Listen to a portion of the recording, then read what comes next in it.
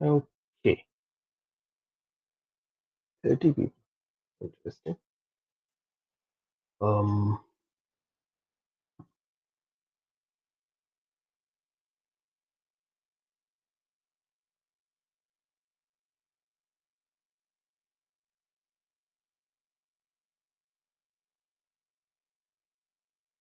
okay.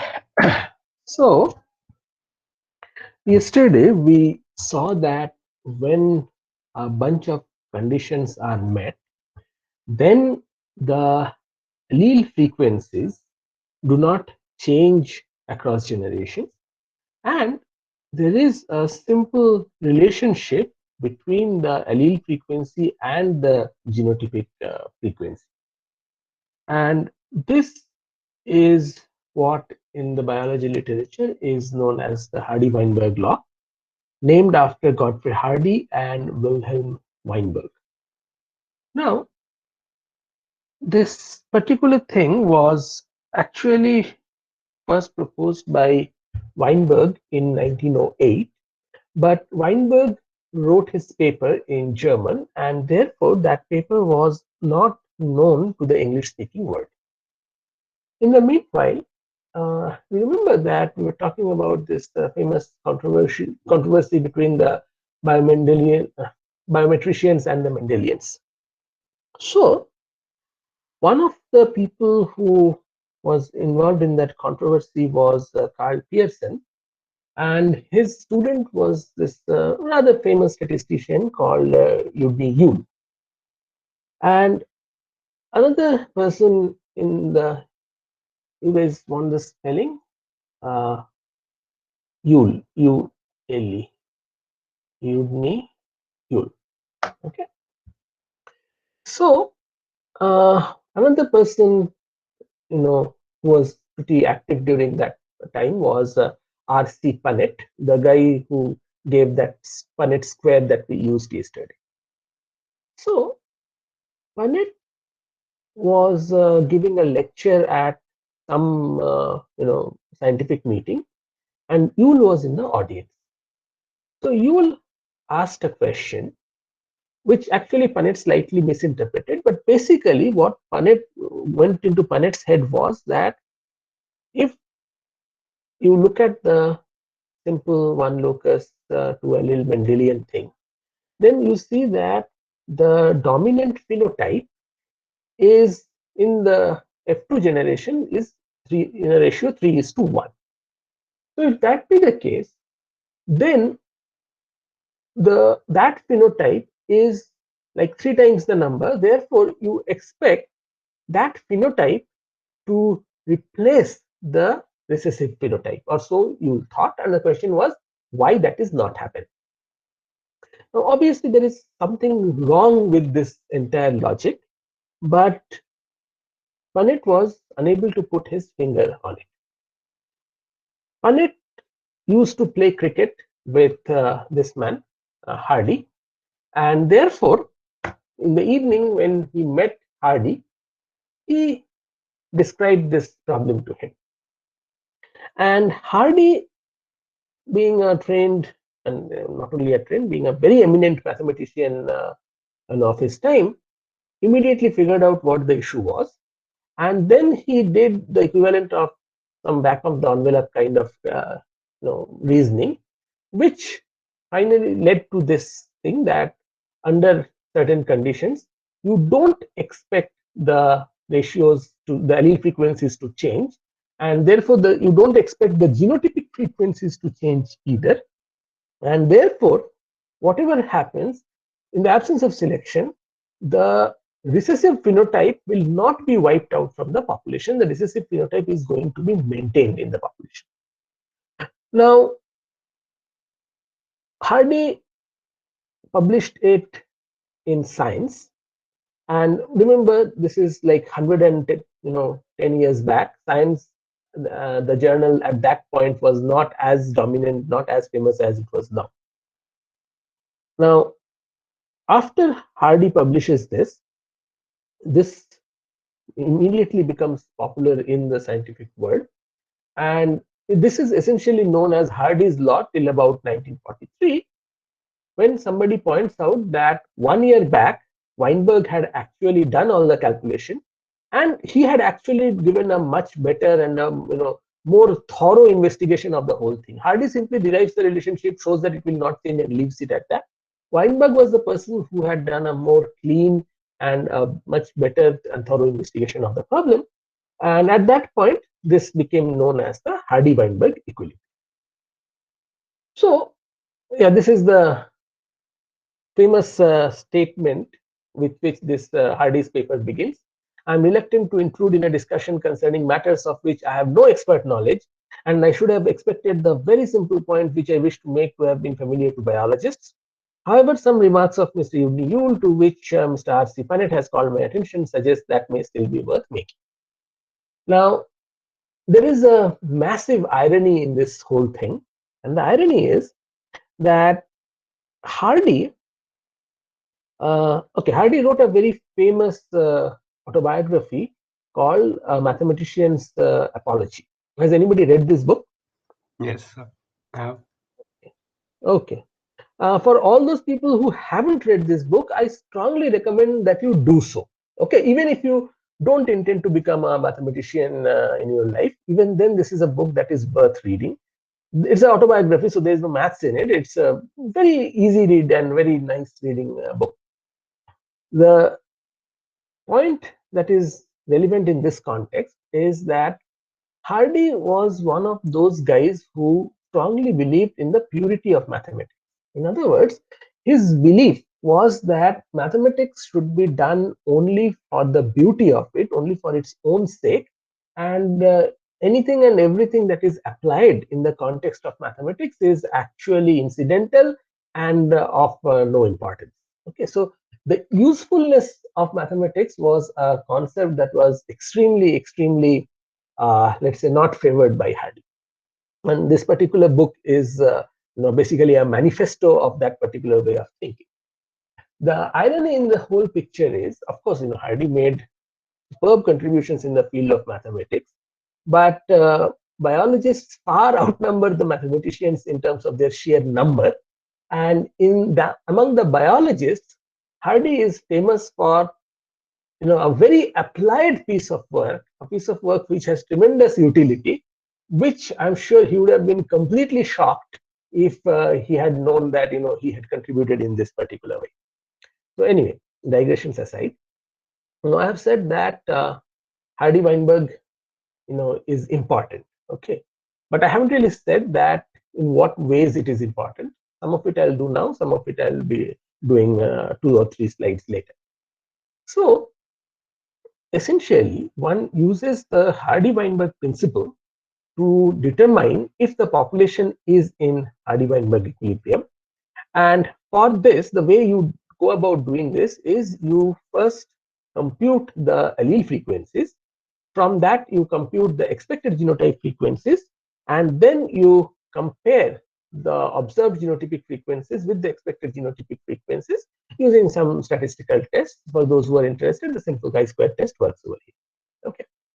Now, here you need to have certain things in mind. Okay, this is regarding the actual performance of the calculation. So, Hardy-Weinberg problems come in 2 varieties.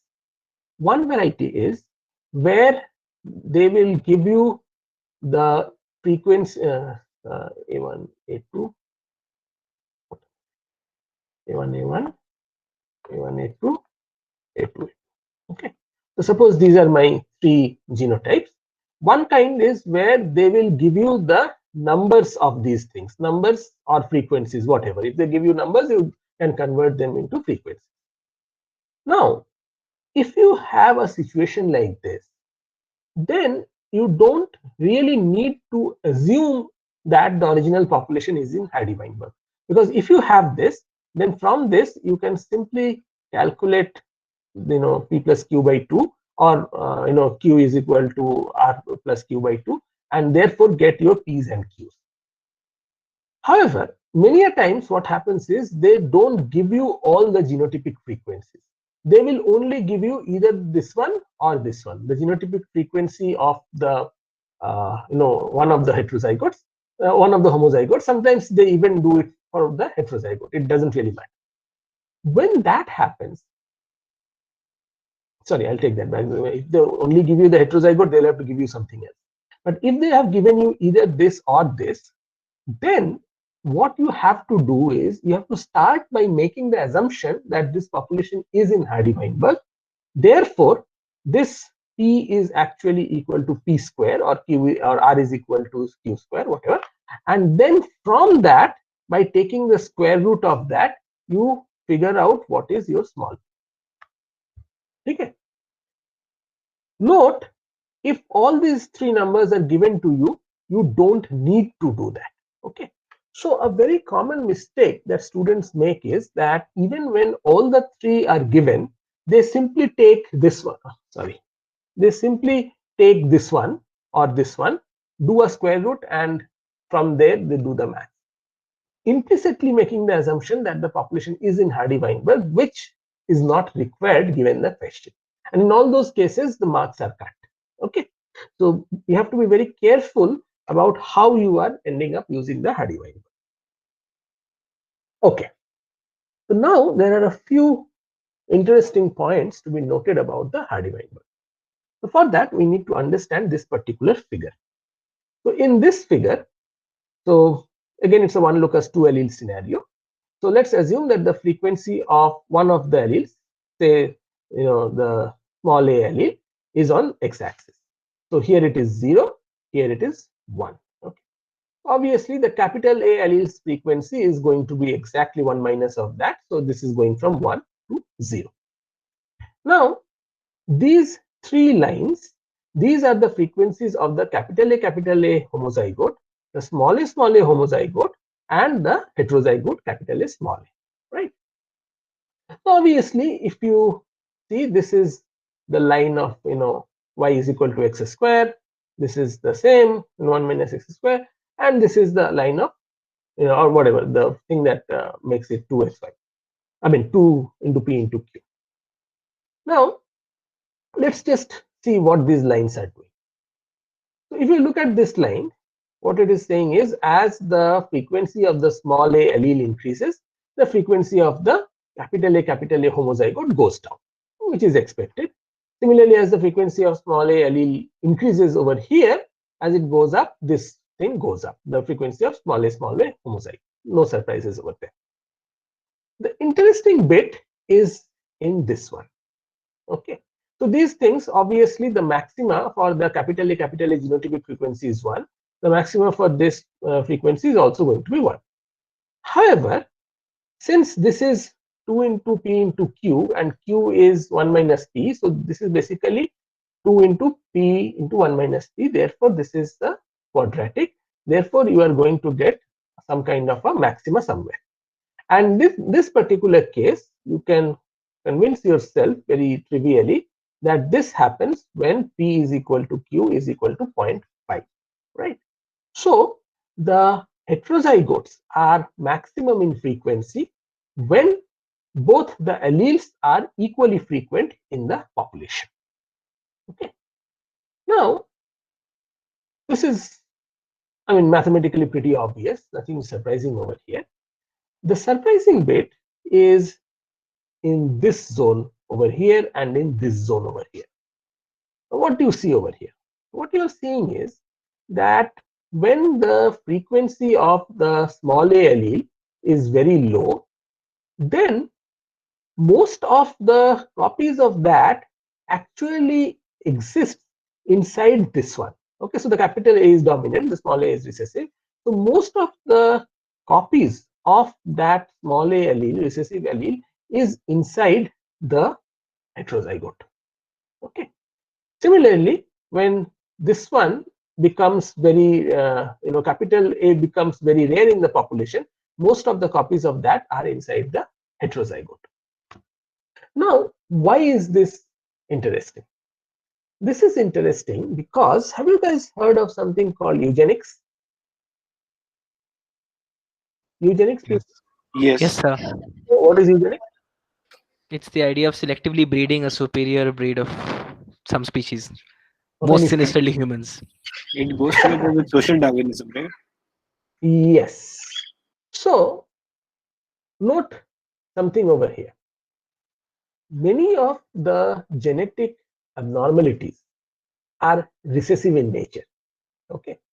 So if these things are recessive in nature, then when they are inside the dominant, when they are paired with the corresponding dominant allele, then what is going to happen? They will not express, and therefore selection will not be able to see those genes, right? Now, suppose you have taken, you are doing a major eugenics program, and you have, let's say, eliminated all those guys who had the defective phenotype, whatever that is, and thereby you have essentially reduced the frequency of this homozygote quite a bit. Okay. Now what is going to happen? Now most of the copies of those recessive genes are inside your heterozygotes where you can't see them, right? So what this means is that any eugenics program, although that is going to be pretty successful in the first few generations, after some time it actually is doomed to fail because most of the copies of the existing bad genes will escape the notice of selection, which basically means you won't be able to see them even if they exist in the population. So this is one reason for which a eugenics program of the simple variety, is actually pretty difficult to sustain, or it's let's say it's kind of doomed to failure in some sense. Okay. Uh, this is one major point. Second thing is, as I pointed out, the gene frequencies and the genotypic frequencies, they are not expected to change from generation to generation. The interesting bit is that the relationship between the gene frequency and the genotypic frequency, that p plus q whole square, that is reached in one generation. Okay. So suppose you have a particular generation t in which you have small p, then in the next generation itself, assuming all Hardy-Weinberg population, things are working, you are going to get p square to pq q square. Okay. Interestingly, the frequency in this generation, in the parental generation, doesn't necessarily need to be p square to pq q square. Okay. It doesn't necessarily need to be this. However, whatever is the p that you are deriving from your p plus q by 2, that small p is going to determine the genotypic frequencies of the next generation, right? So this is what I mean by saying that this relationship between gene and genotypic frequencies is reached in a single generation. It need not necessarily be here, but it will always be here. And the the progeny genotype frequency depends only on the gene frequency. It doesn't depend on the genotype frequency of the previous generation. Why is that so? That is so because if you remember, when we derived it using a Punnett square, right? So all that featured in the Punnett squared was p and 1 minus p here and p and 1 minus p here. So it doesn't really matter what the genotypic frequencies are over here. As long as you have the small p, you are going to get the genotypic frequencies in the next generation in the Hardy-Weinberg, in the Hardy-Weinberg ratio. Another interesting bit is, as you can see over here, I said that the maxima of the heterozygote genotypic frequency will happen when p equal to q equal to 0.5, which means the maximum value for that is 0.5 into 0.5 into 2, which is zero point 0.5, which means that under Hardy-Weinberg conditions, the number of or the frequency of heterozygotes in the population cannot be more than half. Now, whenever you are studying a population, if you end up finding that the frequency of heterozygotes is greater than 50%, then you can be reasonably sure that something or the other is happening, which is violating the Hardy-Weinberg condition and pushing it in a different regime altogether. Okay. This point I have already made, that when the genotypic frequency is low, then the rare allele occurs as a heterozygote. And one interesting bit over here is that the nature of the equilibrium in the context of the Hardy-Weinberg is what is known as neutrally stable. So if you remember our prey-predator Lotka-Volterra model, if you remember that there is a perturbation, then whatever new state or whatever new trajectory on the phase plane the system goes to, it just keeps on revolving around that trajectory. It doesn't tend to come back to the old one, which is what is known as neutrally stable. So again here, that should be obvious from the point that I am making here.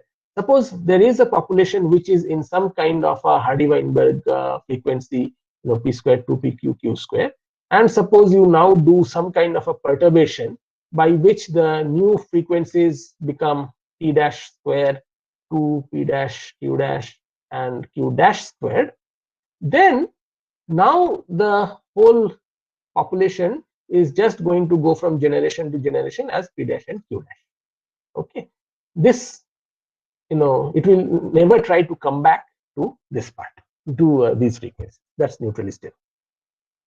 Okay, so Hardy-Weinberg is, one of the great things about it is it is very easily extendable to a one locus multi-allelic case. Why is that so?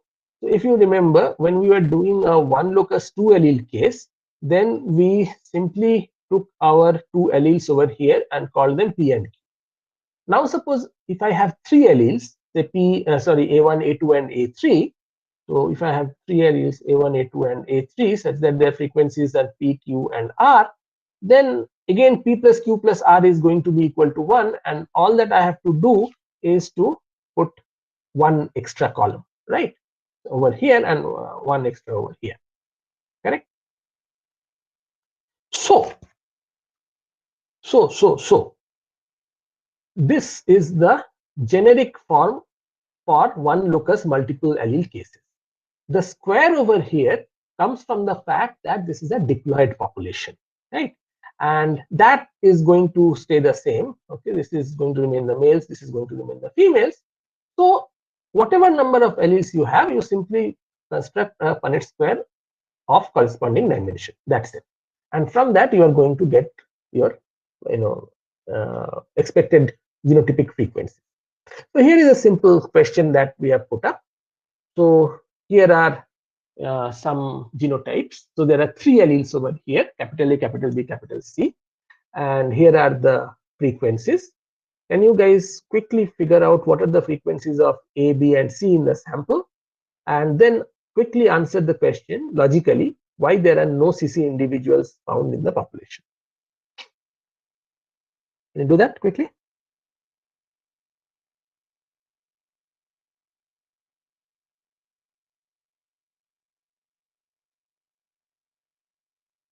And by the way, I'm unable to see the chat window, so when you guys are done, speak up.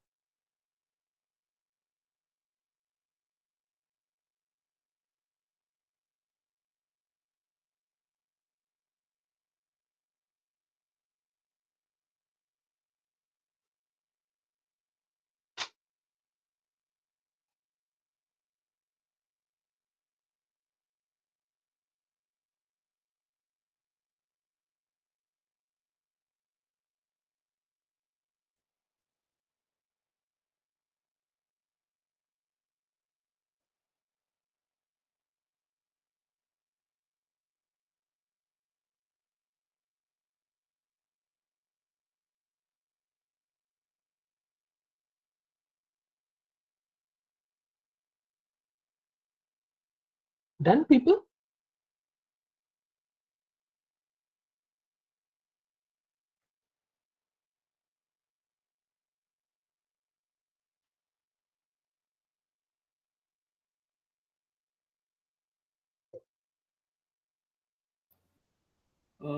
Frequency for A is 35.15. Okay. For B it is 60.95. And for C it is about 0.04. Yeah. I mean 61 plus 35 is 96. So C will be about 0.0, right? So this is the kind of question that I was talking about, where all the frequencies are given. So how did you go about doing the frequency of A? Whoever answered. Uh, for A, we'll suppose that we will add that. Then for AB, we'll take half the quantity. Exactly. Then for So AC again half the quantity. correct.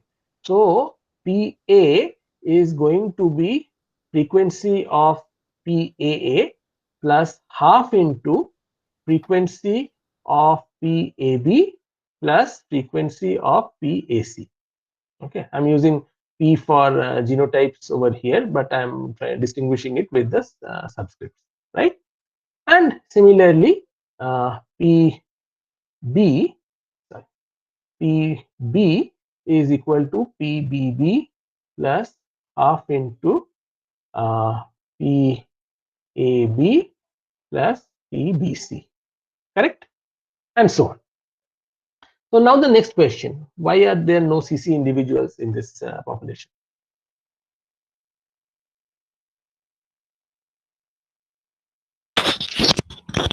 Sir, because if you take that very low frequency of C and then you try and like square that, you look at what's happening, it's becoming minute. Exactly, So, and therefore it's very unlikely that you'll have any CC individuals in the population. correct. So 0.04 into 0.04 is equal to 0.0016, and this, given our sample size of 0.178, is a number which is less than 1. Yeah. Right? So the expected number of individuals in this itself is less than 1, and therefore, not so surprisingly, you don't find anything.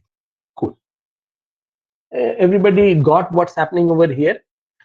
In this particular case, if you had simply taken this frequency, 0.096, and simply had made a square root out of that, then that would have been wrong for the reasons that I discussed earlier. Okay.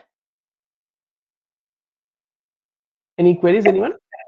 So does this mean that the system is not in Hardy-Weinberg equilibrium then? We don't know whether the system is in Hardy-Weinberg or not. That we have to check. Now, how will you check? You have derived these three values, right? You have derived a PA, you have derived a PB, you have derived a PC. So from this, using the Hardy-Weinberg thing, you can compute an expected frequency of all these things, correct? Yes, sir. Squaring and all that. Similarly, you can also compute the expected frequencies of these heterozygotes. So you are going to get a bunch of numbers over here, right? Then you compare the two using what is known as a chi-square test. Statistically, you ask whether these two distributions, the observed and the expected, whether these are sufficiently close to each other or not. If they are sufficiently close, you say that this population is in Hardy-Weinberg. If they are not sufficiently close, then you say that the population is not in Hardy-Weinberg. Okay, that's the way to do it. But since we have not done chi-square test, therefore I am not showing that statistical way of doing it here. But this is how you go about it. Okay. Anyone has anything else? See, Hardy-Weinberg is absolutely certain question in GRE. Hardy-Weinberg is an absolutely certain question in NET. I'm not aware of any version of either the GRE or the NET which hasn't featured at least one, if not more than one question from this topic. And typically the questions are in the form of these numericals. Okay, that is why Hardy-Weinberg numericals are very important, and it's very easy to make mistakes in the context of the Hardy-Weinberg. So I'm going to give you guys some practice problems. I'll put up the solutions separately. You guys should first do the problems and then check with the solutions whether the solutions have all the steps. They not only have the final answers, they also have the steps, and you should check and satisfy yourself that things are proper. If something is not making sense, then you should come back to me saying this is what is not making sense to me. Okay. So now the question that yesterday someone asked, that this is basically telling us that if nothing happens, then nothing happens. In the sense, if a bunch of assumptions are not being violated, then nothing happens. Then why the hell is it important? First, as I said, that this is one of the few laws in biology, and the law by itself is not important. What is important is understanding the departures from the law, and that's pretty much what the entire subject of population genetics is all about. Trying to understand what will happen if we violate all that laundry list. Big thing. This is why it is historically so important. It asserts that all else being equal, the allelic diversity in the population is going to be maintained. This was important because remember Yule's objection. They were saying that even in the absence of selection, you expect that the phenotype which is dominant is going to remain dominant and is going to slowly drive out the other phenotype to extinction, which means that one allele, the dominant allele, is going to fix in the population.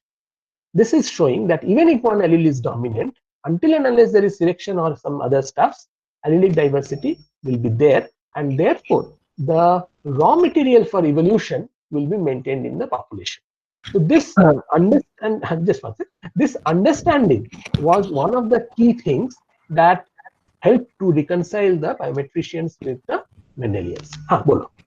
Sir, this objection that people had saying that the dominant allele will drive the recessive to extinction, that's only if the dominant one is being selected for, right? Otherwise, correct. So now 200 years, sorry, not 200, how many years? About 120 years later, you appreciate that the effect of dominance and the effect of selection are different.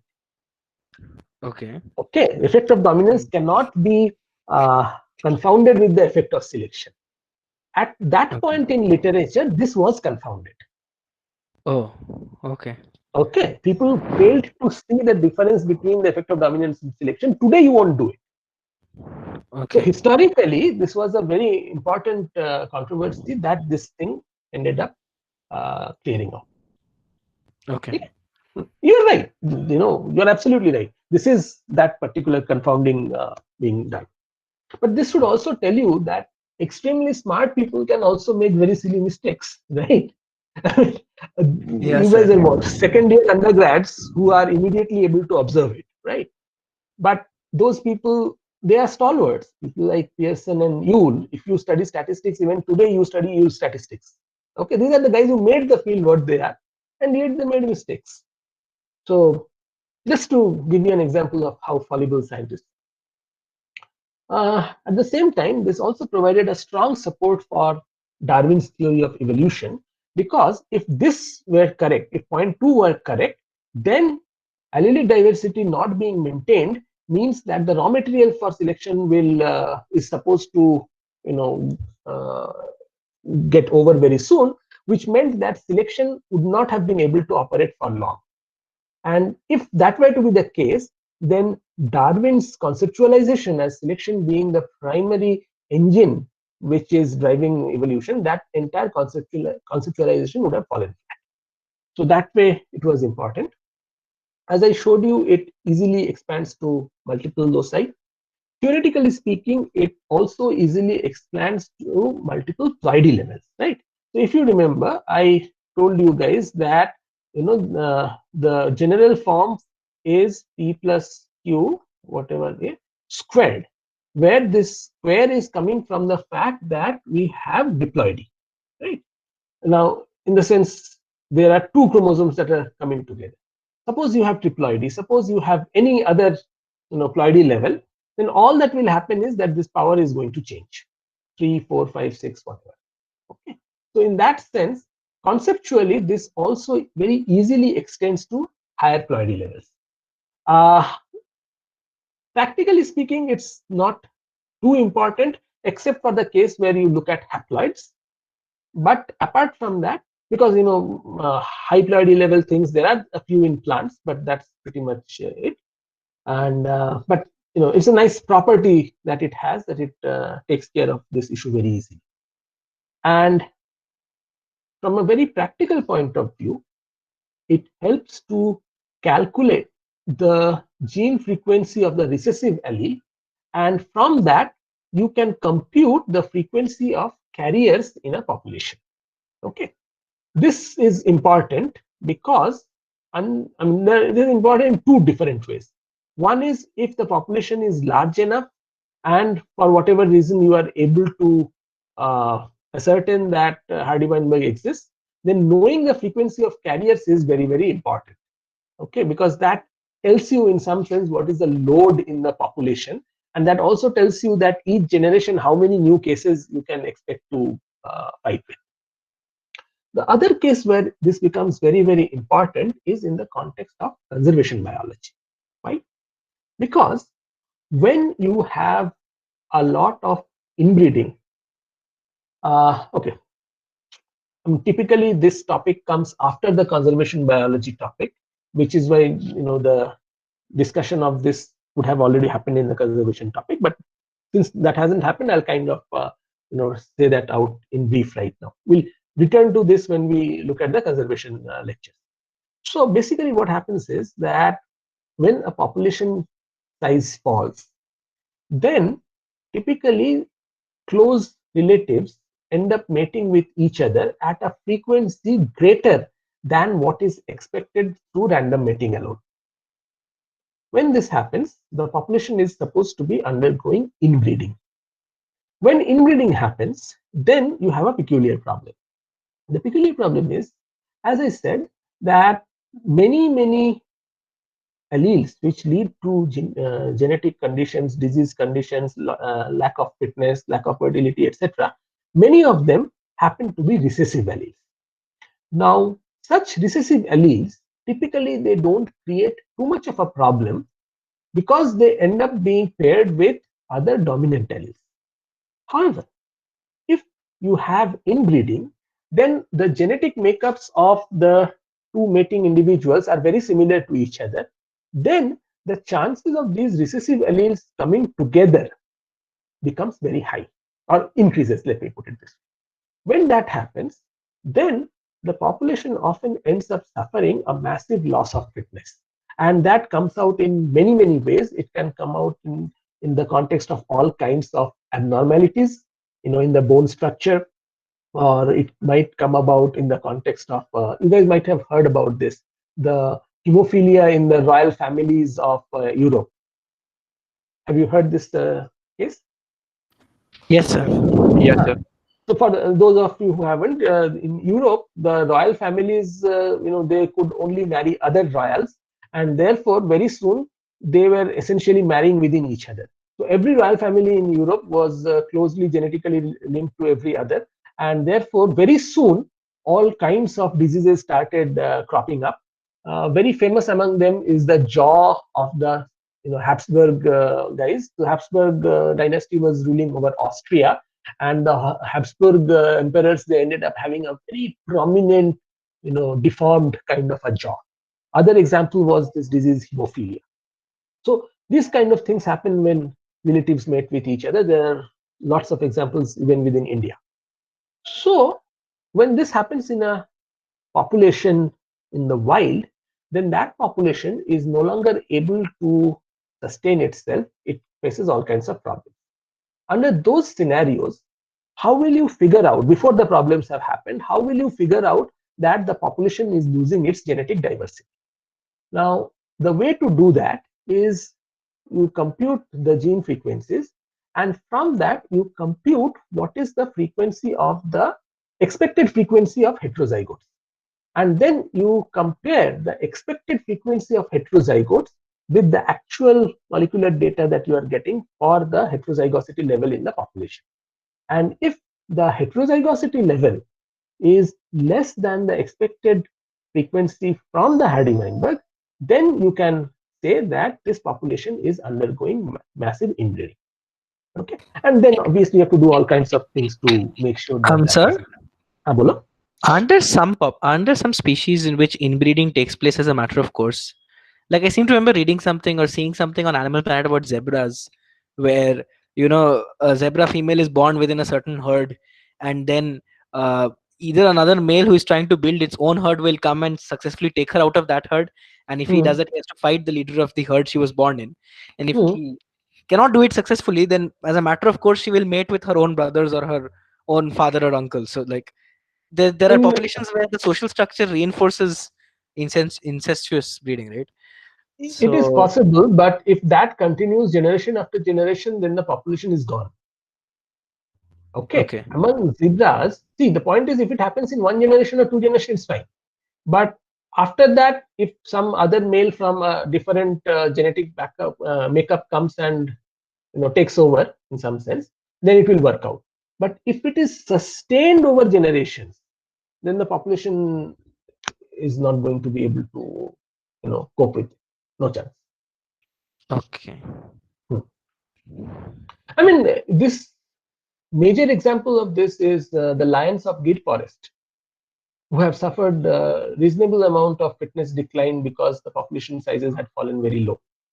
You also have this example of Scandinavian wolves, where they had seen the same thing. Very interesting. This island somewhere in Michigan called Isle Royale. So a lot of like fun stuff happened there. So I think what happened was like there were some wolves on an island with like only one pack, so they all started breeding among each other, and then you had some insane phenotypes just emerging. And then like one guy came at some point, one new wolf, and he was like the king of the pack. So he mated with everyone, which made things for the next generation only worse. Yes. But the Scandinavian case that I was talking about is just the reverse.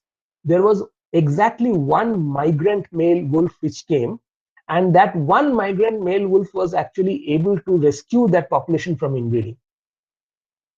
Okay.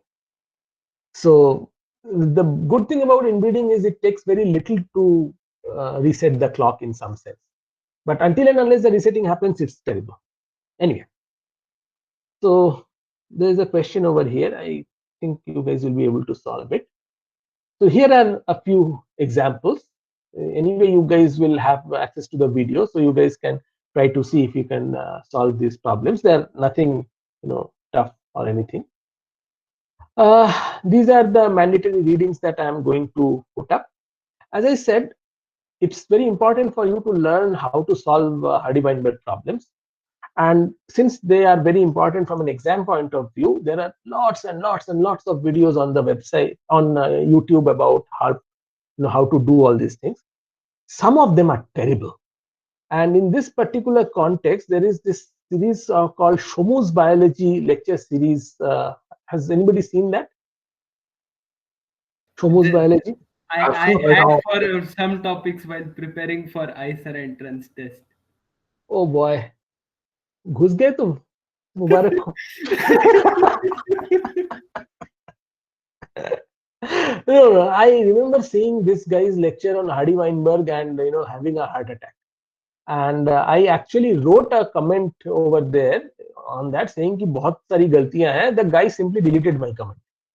So today I was again looking at that stuff after so many years, and I don't know if he has changed the lecture or not. Probably he has, because he looks a little older, but it doesn't matter. It's still full of all kinds of errors. Okay. So I can't talk about the other lectures that I haven't seen, but I can definitely say कि ये बेवकूफ जो इसको evolution तो नहीं आता है. So please, whatever you guys do, don't refer to Shomu's Biology for Hardy-Weinberg. And if you do, don't come fighting to me saying that this is what I saw on the internet. Okay, that I'm just not going to accept. The one that you guys can actually see is this one. Okay, it deals with very basic problems, but it does a pretty good job. If you have understood what I discussed over here, then you don't even need to do that, because basically, it's saying all the things that I have said over the last 15 minutes or so. So, okay, this is pretty much the thing. Hardy-Weinberg is done. So, any questions or comments before I, switch off the video?